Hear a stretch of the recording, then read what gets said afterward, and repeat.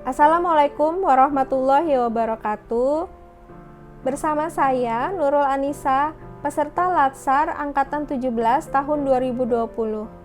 Pada kesempatan kali ini, saya akan mencoba mereview kembali materi yang sebelumnya telah disampaikan oleh Bapak Muhammad Hari Rahmadi pada tanggal 17 September 2020 terkait dengan materi anti korupsi.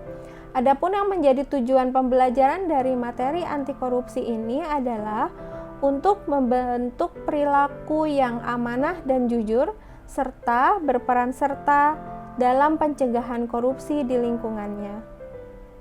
Masuk ke bagian 1 dari rangkaian video ini, yaitu resume materi. Tindak pidana korupsi. Kalimat ini mengandung dua hal. Yang pertama adalah tindak pidana, dan yang kedua adalah korupsi. Tindak pidana adalah suatu kesalahan atau suatu perbuatan yang diancam pidana oleh undang-undang yang bertentangan dengan hukum, dilakukan oleh seseorang yang harus mempertanggungjawabkan hal tersebut. Sedangkan korupsi berasal dari bahasa Latin, yaitu artinya kerusakan, kebobrokan, kebusukan, perbuatan yang tidak baik, buruk, curang, dapat disuap, tidak bermoral, menyimpang dari kesucian, melanggar norma-norma agama, material, mental, dan umum. Dampak perilaku korupsi. Di balik semua fenomena kehidupan yang mengandung kerusakan, selalu ada kaitannya dengan korupsi. Contohnya, yang pertama, fenomena tentang kerusakan hutan dan lingkungan. Yang kedua, fenomena tentang bangunan yang cepat rusak.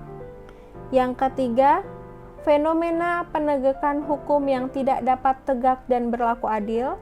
Yang keempat, fenomena layanan yang lama, sulit, dan birokrasinya panjang. Yang kelima, fenomena merebaknya narkoba. Yang keenam, fenomena negara dengan sumber daya alam yang melimpah namun tidak dapat memberikan kesejahteraan bagi rakyatnya, serta fenomena-fenomena lainnya. Tindak pidana korupsi di dalam Undang-Undang Nomor 31 Tahun 1999 dan Undang-Undang Nomor 20 Tahun 2001 terdapat 7 kelompok tindak korupsi yang terdiri dari yang pertama, kerugian keuangan negara. Yang kedua, suap menyuap. Yang ketiga, pemerasan. Yang keempat, perbuatan curang. Yang kelima, penggelapan dalam jabatan. Yang keenam, benturan kepentingan dalam pengadaan. Yang ketujuh, gratifikasi. 6 bentuk pidana yang terkait dengan korupsi, yaitu yang pertama, merintangi proses pemeriksaan korupsi. Yang kedua, tidak memberi keterangan atau keterangan palsu. Yang ketiga, bank yang tidak memberikan keterangan tersangka.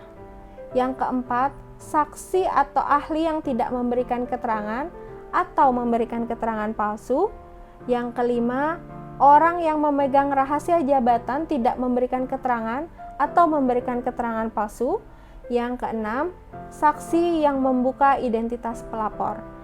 Hal ini adalah dapat dijerat dengan bentuk pidana karena mendukung adanya kegiatan korupsi walaupun tidak terkait langsung dengan korupsi. Masuk ke bagian kedua, yaitu refleksi dan internalisasi. Definisi populer dari korupsi adalah suatu perilaku yang melawan hukum dilakukan oleh seseorang untuk memperkaya diri sendiri dan dapat merugikan keuangan negara. Kemudian mengapa korupsi ini dapat terjadi? Hal ini dapat dikarenakan karena pribadi dan sikap yang tidak dapat dikendalikan. Hal ini mungkin dapat disebabkan oleh adanya kebutuhan pribadi atau bahkan keluarga, ketamakan, sikap, dan gaya hidup. Kemudian adanya kelemahan pada sistem, misalkan pada sistem pengelolaan dana, pada aturan, atau pada pengaturan SDM, sehingga membuat satu kesempatan yang membuka peluang untuk melakukan tindakan korupsi. Berusaha mencegah terjadinya perilaku korupsi dapat dilakukan dari hal-hal yang kecil, dimulai dengan spiritual accountability yang akan memunculkan niat baik, kemudian terwujud dalam visi misi dengan memberikan usaha yang terbaik, dan tentunya pasti akan memberikan hasil yang terbaik. ASN harus memberikan spiritual accountability dan mengimplementasikannya dalam public accountability. Rencana aksi. Rencana aksi dibuat untuk mengimplementasikan materi yang telah didapat. Seperti definisi iman di dalam agama, saya akan berusaha untuk berniat dan mengucapkan dengan lisan, meyakini bahwa korupsi adalah perbuatan yang tidak terpuji dan harus dihindari. Kemudian, dilakukan dengan amal perbuatan melalui semangat dan komitmen untuk bebas dari korupsi. Demikian yang dapat saya sampaikan. Terima kasih atas perhatiannya. Wassalamualaikum warahmatullahi wabarakatuh.